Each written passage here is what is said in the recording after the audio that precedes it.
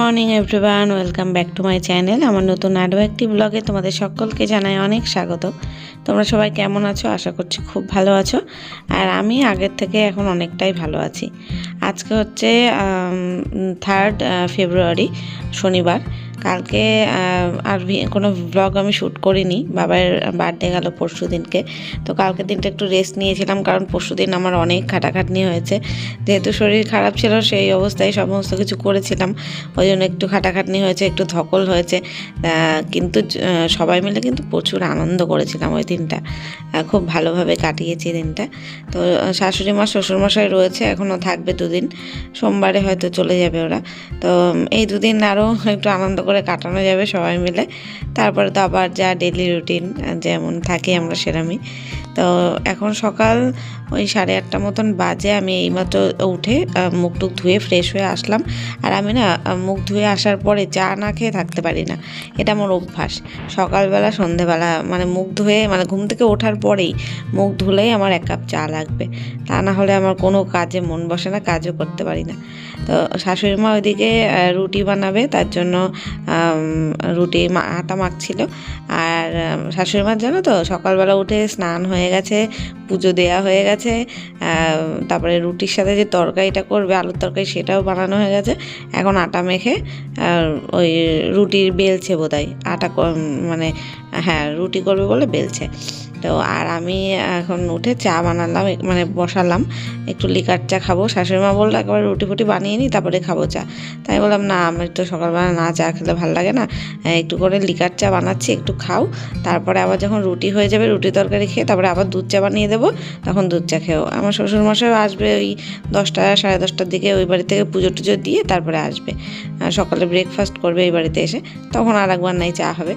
তো এই দেখো তরকারিটা হয়ে গেছে, এখানে আলুর তরকারি, একটু ঝাল ঝাল করে ঝোল করে তরকারি বানিয়েছিল, দারুণ হয়েছিল খেতে। আর রুটি তো আমরা সচরাচর বাড়িতে খাই না, মানে কোনো সময়ই খাই না বললেই চলে। আমি তবে একটু ভালোবাসি রুটি এখন, আগে তো মানে রুটি পছন্দই করতাম না, ভাত ছাড়া কোনো কিছু আমার ভালো লাগতো না। এখন আবার রুটিটা আমার ফেভারিটের তালিকায় যুক্ত হয়েছে। তবে বাবাই আর তোমাদের দাদাভাই, এরা দুজন রুটি খেতেই চায় না বলে আমারও একার জন্য খাওয়া হয় না, আর আমি রুটি বানাতেও পারি না।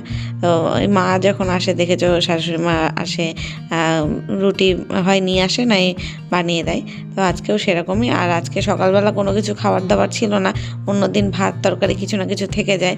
আর আজকে আর একটা কারণেই রাখা হয়নি কালকের, আজকে হচ্ছে শনিবার। তো শনিবারে তো নিরামিষ খায় তোমাদের দাদাভাই, আর আমার শ্বশুরবাড়িতেও শ্বশুর শাশুড়ি দুজনেই নিরামিষ খায়।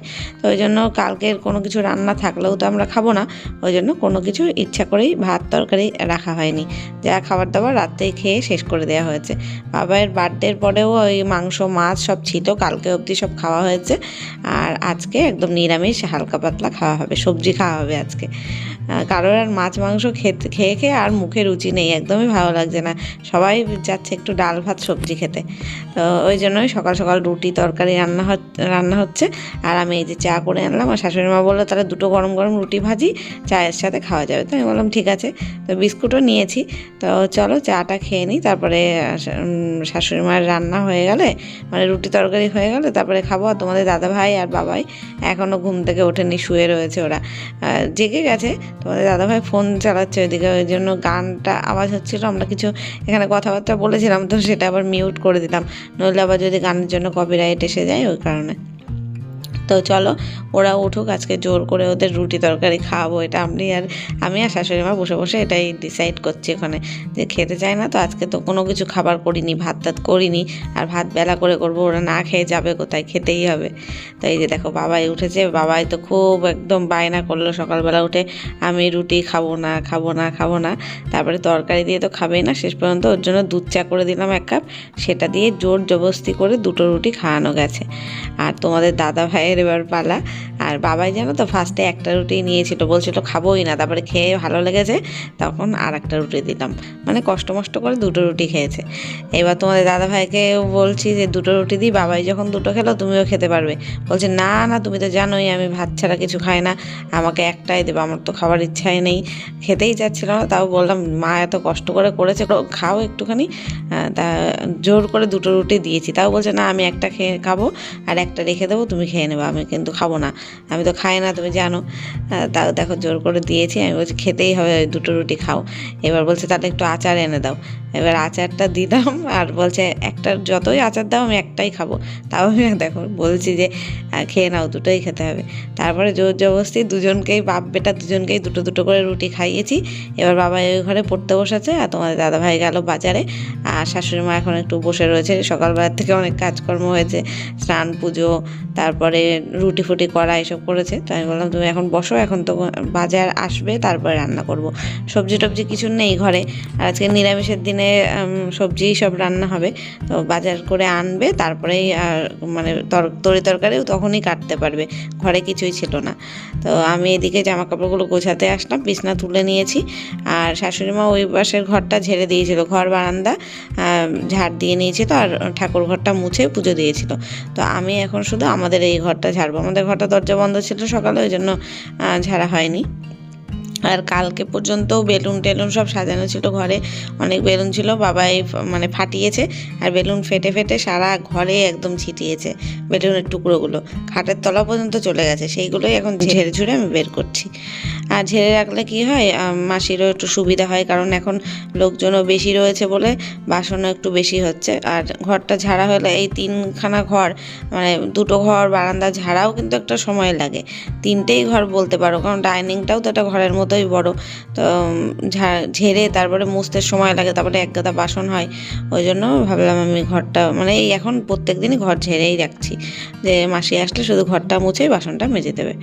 তো চলো, এই যে ঘর ঝাড়া হয়েও গেল। আর ঘর ঝাড় দিতে দিতে এখন কটা বাজে বলো তো, ওই 10:30 মতন বাজে। তো শ্বশুরমশাই এসে গেছিলো এখনই। তো আমি মাকে বললাম যে তাহলে তুমি খেতে দিয়ে দাও বাবাকে। আর আমরাও খাইনি, সকালে তো ওই যে একটা রুটি দিয়ে দুজনে চা খেয়েছিলাম, আর পেটটা ভরা ভরাই ছিল। তো ভেবেছিলাম রুটি তরকারিটা পরেই খাবো, বাবা আসুক তারপরে তিনজনে একসাথে খেয়ে নেবো। তাই করতে করতে বাবাও এসে গেল, মা আবার ফোনে একটু সিরিয়াল দেখছিল, তাই ফোন রেখে এখন বাবাকে খেতে দেবে, তারপর আমি আর মাও খেয়ে নেবো। তো চলো দেখতে থাকো ভিডিওটা কন্টিনিউ।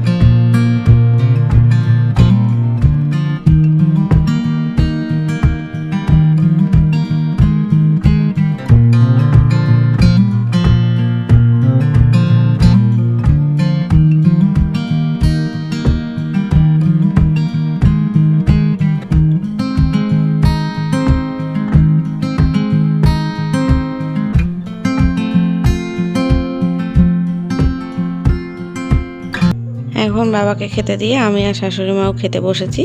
আর আমি এখন আর একটা রুটি নিলাম, সকালে একটা রুটি খেয়েছি তো আর খেতে পাচ্ছিলাম না। তোমাদের দাদাভাই এদিকে বাজার নিয়েও চলে এসছে।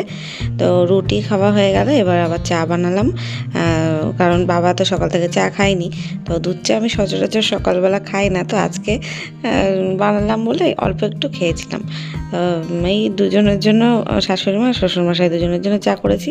আর একটু বেশি নিয়ে নিয়েছিলাম, 1/2 কাপ মতো, তাই খেলাম। আমার সকালবেলা দুধ চা খেলে না সারাদিন মুখটা কেমন টক টক হয়ে যায়, অ্যাসিড হয়ে যায়, ওই জন্য তাও বানালাম, যখন লোভ সামলাতে পারলাম না তাই খেলাম।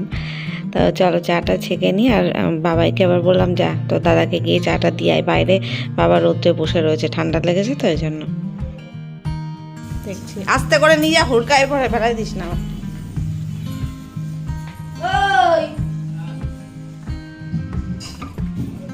আজকে কি সুন্দর রোদ উঠেছে দেখো বাইরে, একদম টানা রোদ। কালকে তো একদমই রোদ ছিল না, সারাদিন মেঘলা মেঘলা। বাবাইয়ের বার্থডের দিন তো একদম সারাদিন বৃষ্টি হয়েছে, আজকে বেশ সুন্দর রোদ উঠেছে।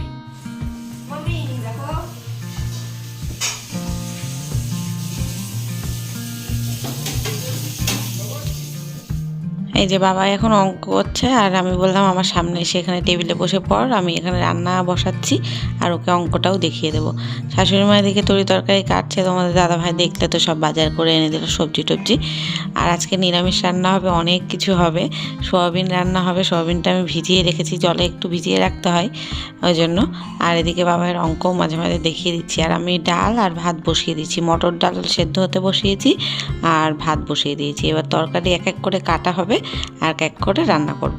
তো এই যে দেখো লাউ কাটা হয়েছে, লাউ দিয়ে বড়ি দিয়ে একটা তরকারি হবে, ভাজা ভাজা আর কি, সয়াবিনের তরকারি হবে, টমেটো দিয়ে খেজুর দিয়ে কাজু কিশমিশ দিয়ে চাটনি হবে। আর এটা হচ্ছে একটা পাঁচমিশালি ভাজা, মানে একটু একটু একটু করে সবজি ছিল ফ্রিজে যেগুলো নষ্ট হয়ে যাচ্ছিল, তো সেগুলো দিয়ে একটা ভাজা করে নিচ্ছি আজকে। এর মধ্যে উচ্ছে আছে, শিম আছে, আলু আছে, তারপরে ফুলকপি আছে, তারপরে আর একটা কী ছিল, রাঙা আলু আছে। এই সমস্ত কিছু দিয়ে একসাথে মিক্সড করে একটা ভাজা করে নিলাম, তাই ডালের সাথে খাওয়াও হয়ে যাবে আর তরকারিগুলো নষ্টও হবে না। ওই অল্প অল্প তরকারি না কোনো কিছুতে দেওয়াও যায় না, একটা পুরো তরকারি হয় না, তো অনেক রকম তরকারি মিশিয়ে একটা ভাজা করে নিলে তাও খেতে ভালো লাগে। তো সেটাই বসালাম, ভাত হয়ে গেছে ওইদিকে, ডালটাও সেদ্ধ হয়ে গেছে, ডালটা নামিয়ে রাখলাম। আর শাশুড়ি মা এক এক করে সবজি কেটে কেটে দিচ্ছে গুছিয়ে, আর আমি রান্নাগুলো করছি। তো চলো আজকে ব্যঞ্জনে রান্না হবে, দেখতে থাকো তোমরা।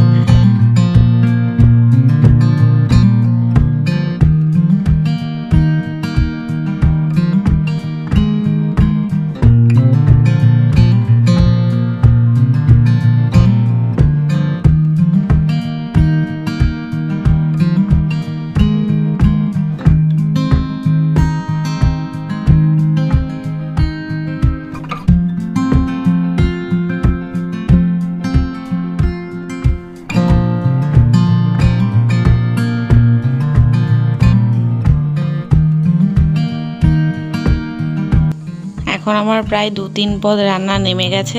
এখন ডালটা ফোড়ন দিলাম, মটর ডালের মধ্যে তেজপাতা, শুকনো লঙ্কা, গোটা জিরে ফোড়ন দিয়েছিলাম, আর নামানোর আগে একটু ধনেপাতা দিয়েছি।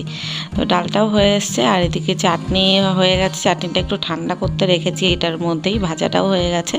তো চাটনিটা ঠান্ডা হলে একটা প্লাস্টিকের কন্টেনারে করে তুলে রাখবো।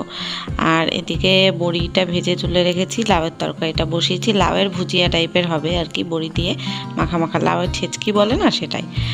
আর সোয়াবিনের তরকারিটা লাস্ট করলে হয়ে যাবে। দেখো বড়িটা ঢালতে গেলাম, ওখানে পড়ে গেল।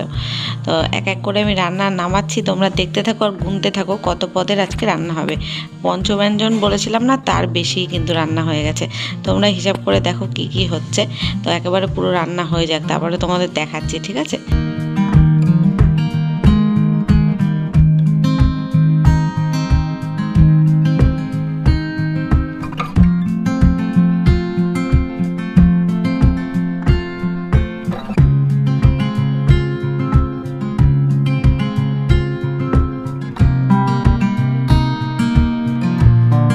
লাউয়ের ভুজিয়াটা বানানোর আগেই সোয়াবিনের তরকারিটা বানিয়ে নিয়েছিলাম, সেটা দেখাতে ভুলেই গেছিলাম। তো এই যে বাটিতে বাটিতে বেড়ে রেখেছি, চাটনিটাকেও বাটিতে বেড়ে রেখেছি, আর এখানে সব রান্নাগুলো এখন দেখাচ্ছি তোমাদের যে কি কি হয়েছে।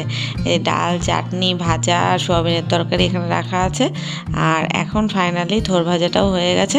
সব রান্নাগুলো তোমাদের দেখাবো। আর এখানে দেখো বাটিতে বাটিতে করে বেড়ে রেখেছি, কেন বলো তো? ওই দিদিভাইদের বাড়িতে দিতে যাবো তাই। আর আগের দিনকে কমেন্টে জিজ্ঞেস করছিলে তোমরা বাবাইয়ের বার্থডের জন্মদিনে যে ওই দিদিভাইদের কি বলনি? না গো, আমরা বললামই তো, যে কাউকেই বলিনি, দিদিভাইয়ের ছেলেকে বলেছিলাম, এসেছিলেও, অনেকে এসেছিলো, দেখেছো ভিডিওতে। আর যা যা আমি রান্না করি, যেমন প্রত্যেক দিন রান্না করে দিয়ে আসি, তেমনি ওই দিনও সকালে রাত্রে যা যা রান্না করেছিলাম সব দিয়ে এসেছিলাম। কেক থেকে শুরু করে পায়েস, তরকারি যা যা করেছিলাম সবই দিয়ে এসেছি। আর দিদিভাইদের বাড়ি আমি এখন আজকের তরকারিটা দিয়ে আসলাম। আর ওদের বাড়িতে না গাছে এরকম হাজারি গোলাপ ফুটেছে, তো আমি অনেকগুলো বেশ পেরে নিয়ে আসলাম। দেখো কি সুন্দর লাগছে, ঘরে এনে এরকম গ্লাসের মধ্যে জল দিয়ে সাজিয়ে রাখলাম ফ্রিজের ওপরটা করে, দারুণ লাগছে দেখে, মনে হচ্ছে না আর্টিফিশিয়াল ফুলগুলো, কিন্তু না, একদম অরিজিনাল। কি সুন্দর গন্ধ আছে, এমনি গোলাপের তো গন্ধ হয় না, এগুলোতে কিন্তু খুব ভালো গন্ধ হয় যেগুলো বাড়িতে ফোটে। তো শ্বশুরমশাই বাড়ি এসে গেছিলো, খেতেও দিয়ে দিয়েছে মা। আর এদিকে তোমাদের দাদাভাইয়ের স্নান হয়ে গেল, আমি এখন স্নান করতে যাব। বাবা এই স্নানে ঢুকেছে, ও বেরোলেই আমি ঢুকবো। তো এখানে জামা কাপড় কয়েকটা ছিল, ভাঁজ করে রেখেছিল শাশুড়ি মা ওখানে জানলার উপরে। তো আমি ভাবছি যে ওয়ার্ড্রবে তুলে রাখি, যেখানে যেটা থাকে সেটা তুলে রাখি। জানলায় এতক্ষণ ছিল, রোদ্দুর খেয়ে নিয়েছে অনেক, এখন একটু গুছিয়ে টুছিয়ে রেখে তারপরে ওই বাবাই স্নান করতে গেছে। তো আমি এখন ওই ফাঁকা টাইম রয়েছে, কী করবো এই টাইমটা। তো ও আসলে আমি, মা আর বাবাই তিনজনে খেয়ে নেবো, আর তোমাদের দাদাভাইকে আমি খেতে দিয়েই তাই স্নানে ঢুকবো। তাহলে এতে দুজনের খাওয়া হয়ে গেলে আমি আর কি নিশ্চিন্ত থাকবো, স্নানটা শান্তিতে করতে পারবো। আর বাবাই তো এত তাড়াতাড়ি খেতে চায় না, ও আমাদের সাথেই বসে খাবে। তো চলো স্নান করে আসি। তো এই যে এখন আমরা দেখো তিনজনে মিলে খেতে বসেছি, আমি ভাত বেড়ে দিলাম, আমি ভিডিওটা করছি, মা আর বাবাই বসে পড়েছে খেতে। বাবাই তো কিচ্ছু খাবে না, শুধু ডাল আর হচ্ছে সোয়াবিনের তরকারি, ওর ফেভারিট এই দুটোই। আর আরেকটা জিনিসও আমার শাশুড়ি মা রান্না করেছিল, সেটা লাস্টে দেখিয়েছিলাম, তোমাদের বলতে পারিনি। ওটা হচ্ছে সর্ষে ফুলের বাটা, সর্ষে ফুল বাটা হয় না, কাঁচা লঙ্কা দিয়ে বাটতে হয়, সেটা দারুণ খেতে লাগে কিন্তু সর্ষের তেল দিয়ে কাঁচা কাঁচা, গরম ভাতের সাথে বেশি ভালো লাগে। মানে ভাতটা গরমও ছিল, বন্ধ করা ছিল তো হাঁড়ির ঢাকনাটা, তো বেশ ভালো লাগছিলো খেতে। তো আজকে তাহলে চাটনি পাঁপড় যদি ধরি তাহলে 6-7 রকমের রান্না হয়েছিল আজকে। তোমরাই গুনে নাও, আগে আবার রিভাইন্ড করে ভিডিওটা দেখো কী কী তরকারি হয়েছিল, পঞ্চব্যঞ্জনের থেকেও বেশি। তো এখন খাওয়া দাওয়া করে নিই, তারপর একটু রেস্ট নেবো, আবার বিকেলে দেখা হচ্ছে, চলো দেখতে থাকো। তো গাইজ এখন রাত 9টা বাজে, আর আমি আর শাশুড়ি মা মিলে একটা সিনেমা দেখছি। এর আগে মা একটা সিনেমা দেখছিল পুরোনো দিনের, তারপরে আমার অতটা ভালো লাগে না পুরোনো দিনের সিনেমা। তো এখন যেটা দেখছি এটাও অনেকটাই পুরনো, তখন আমরা ছোট ছিলাম তখনের সিনেমা, জিতের হিরো সিনেমাটা দারুণ লাগে আমার, জিত আর কোয়েল আছে। তো এটাই এখন চালু করলাম, আমি আর মা দেখবো। আর বাবাই ওই ঘরে রয়েছে, তোমাদের দাদাভাই এখনও আসেনি, আর শ্বশুরমশাইও আজকে অফিসে যায়নি, চলে এসছে। তো ওই সবাই আসুক 10টা 10:30 নাগাদ, তারপরে আবার একটু ভাত বসাবো রাতের খাওয়ার জন্য। তাহলে চলো আজকের ভিডিওটা এখানেই শেষ করছি, দেখা হচ্ছে কালকে নতুন ভিডিওর সাথে। Tata, good night.